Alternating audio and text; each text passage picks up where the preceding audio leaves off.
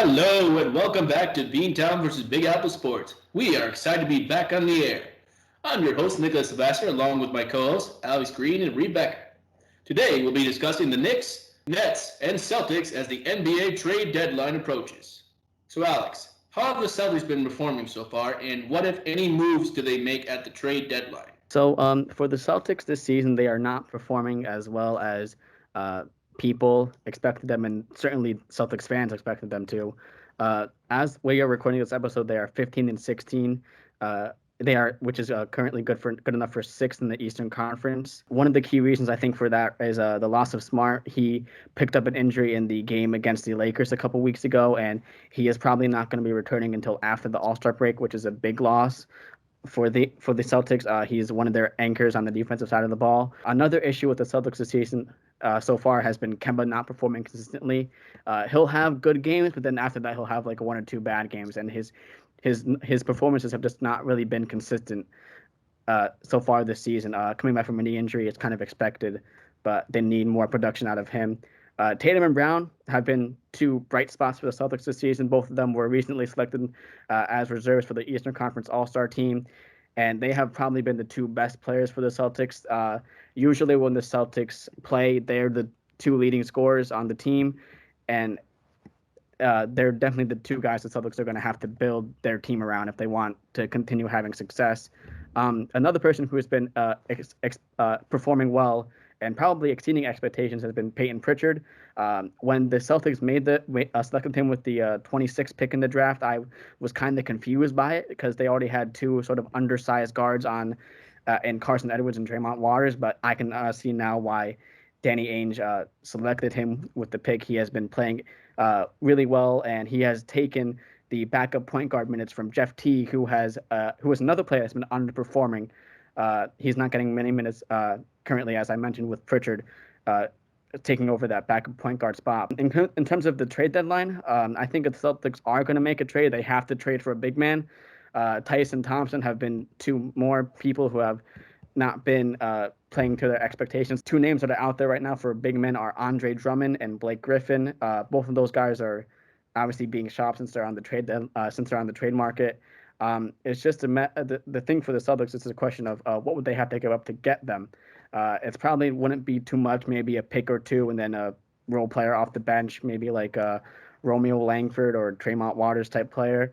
But I think Andre Drummond would be a very nice addition to the team. He's sort of a rebounding defensive center that can grab this day to grab rebounds and just a big body in the paint, which is what the Celtics really need at this point. I'll just jump in quickly here. With the Celtics, first of all, let me just throw in another name for a big man that's available because the Rockets just cut him a couple of days ago. Is DeMarcus Cousins. He's also a name that's out there that could also very, very well find himself in Boston, possibly.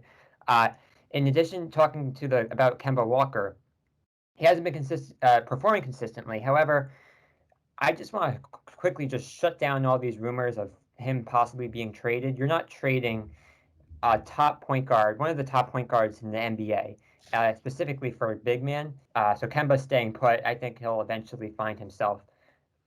And I think at the end of the day, the Celtics will be there once the playoffs get rolling. All right, so Reed, tell me about the Knicks. How they've been performing so far this season, and did they make any moves for the trade deadline? What do you think?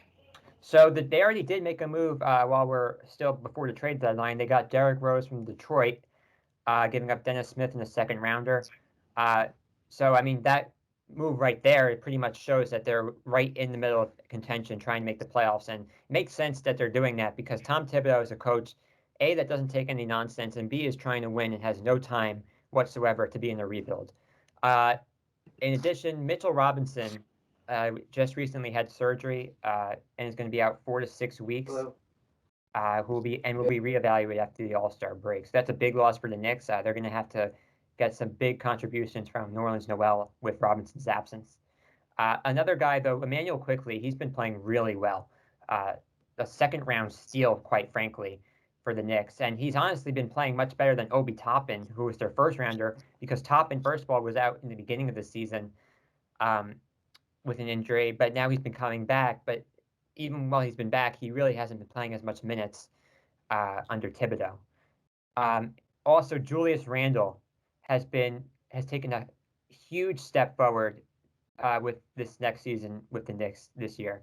And so much so that he's now actually just was announced recently to be an All-Star reserve in the All-Star game.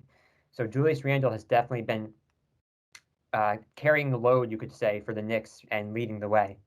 And Austin Rivers also has been playing pretty decently as well. He'll have some sparks here and there. And RJ Barrett also has been having a huge improvement this season as well. As far as the trade deadline, I would say, first of all, I would keep an eye on Austin Rivers as possibly being moved. You could see a team that's in contention that could possibly use some shooting could take him. So maybe the Knicks might try to get rid of him for some more draft picks for the future. But as of right now, as I said earlier, the Knicks' main goal is to make the playoffs with Thibodeau specifically. Although I don't see they're going to be making a big blockbuster trade to try to get like a Bradley Beal, who I don't even think is available from Washington. I don't think they're going to go that kind of route. I think they're just going to stay put with what they have, and I think that Derrick Rose one is really what you're going to see for going all in. Yeah, for the Knicks, they're definitely exceeding the expectations that I thought they would coming into the season, that I thought how they would perform. Coming into the season, I thought that they would maybe be on the fringe of playoffs. Maybe at the 8 seed, 9, 10 battling in the playing tournament for that last spot. And part of the reason has been Julius Randle. He's been playing at a really an all-star level and proven now as he's an all-star reserve for the East. So I think the Knicks will probably end up making the playoffs, maybe as like you said, a 6, 7, 8 seed, somewhere around there. But they could honestly go up, and they really don't need to make any big moves at the trade deadline. All right, moving on to the Nets. Reed, how have they been performing with the addition of James Harden? So they're doing pretty good. I'll say this. At least at the beginning, I think they've been getting a little bit better recently. But when they first got together, the offense was, you could say, right at the top of the league. But their defense was their downfall, as it was close to bottom. As we speak today, as we record this, they are 21-12, which is good for the second seed in the Eastern Conference and only a half game behind the Sixers. But I think if you're talking about defenses specifically, I mean, Harden is getting a little bit better as you get into the post in the defensive one-on-one matchup, but at the top of the key, he's kind of useless in my opinion. Durant, we know, is a pretty good defender, but Kyrie is the problem. Kyrie can't guard a stationary car. So that's their defense. I think it's getting a little bit better. I think that's coming though now as we're speaking today with their chemistry after having played together and trying to figure each other out. In addition, though, in part of that trade was having to give up Jared Allen, which was a huge loss. So much so, in addition to also just giving up all your draft picks, which quite honestly I wouldn't have done. But you give up Jared Allen, and now you have no bench with everybody that you gave up in addition to that, and your center position is pretty weak. I mean, you have an older veteran in DeAndre Jordan, who's now considered your starter, and your bench, as I mentioned, was weak to none right now. So as we get to the trade deadline or open market, because we'll just say this out front, they really can't be doing any trades right now at the trade deadline because they have no one to give up.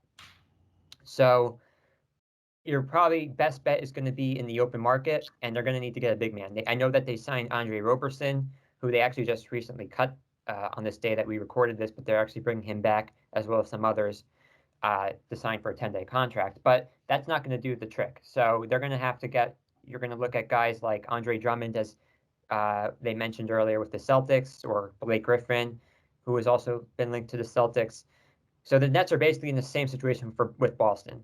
You have Andre Drummond, Blake Griffin, and honestly, we could also just throw in DeMarcus Cousins again in there. I think one of those three are going to be one of the guys the Nets will be going after. Although the only thing I'll say about that is I'm not 100% sold that Cousins will be 100% on going to Brooklyn after we know what he said publicly about James Harden when Harden basically quit on the Rockets. Yeah, I think one of the big factors for the Nets' success this season is even though he's been injured, is Kevin Durant's play. He's been playing really well at an MVP caliber level, I would say, coming back from that injury, which is I honestly didn't expect him to be playing that well. I thought he would still be good, but I didn't think he would right away play to the level he was playing before his injury. The Nets, like the Celtics, need a big man. And just something I'll add about Blake Griffin is if a team does end up trading for him, his contract situation is not good. It's a long-term deal, multi-year deal, and it's, I believe, over $30 million he's making in each of those years. So his contract is not really ideal for any team. But if you need a big man, I guess, and you're a contender, he could add some decent depth at the power forward / center position if you needed it. I think the Nets will make the playoffs. They'll be one of the top seeds in the East, and I could honestly see them leaping over the Sixers for first place in the Eastern Conference, just because Kyrie, James Harden, and KD is probably one of the best big three since the Warriors big three with Thompson, Curry, and KD's. And then lastly, talking about Blake Griffin, honestly, I don't think anyone's rushing to trade, honestly, and give up anything for a kind of washed-up, injury-prone Blake Griffin, who's also not really your typical center in today's game that can shoot the outside shot. That's all the time we have for today. Join us next time when we discuss the offseason moves with the Red Sox and the Yankees and preview their season. Thanks for watching.